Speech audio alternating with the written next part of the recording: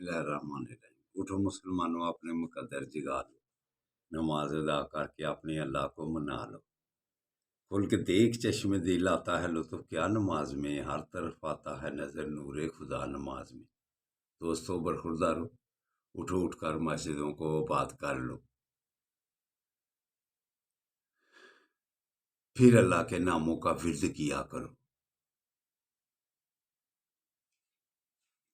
जो नमाज अदा करके अल्लाह के नामों का विर्द करता है,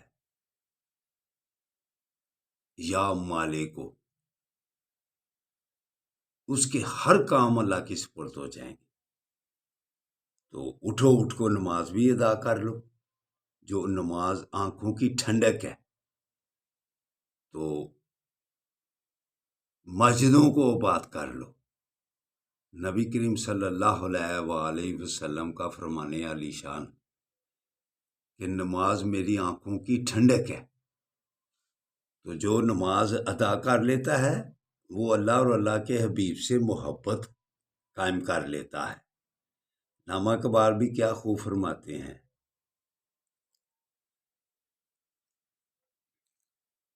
मस्जिद मसीहा खां के नमाजी ना रहे, यानी कि साहिबे उसाफ औजाजी ना रहे।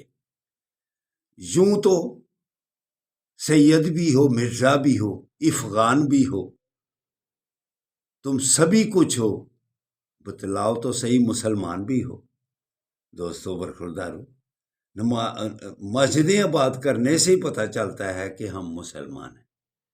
तो मस्जिदें आबाद कर लो अगर आपने चैन और सुकून से ज़िंदगी गुजारनी है, वरना जैसे बेचैनियों के अंबार लगे हुए हैं, बेचैन रहेंगे, बीमारियां घेरा कर लेंगी, मुसीबतें और परेशानियों में जकड़े रहेंगे।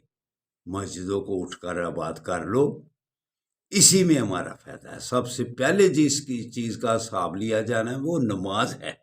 अगर नमाज आदमी की कामयाब हो गई तो दूसरे मामलात भी कामयाब हो जाएंगे।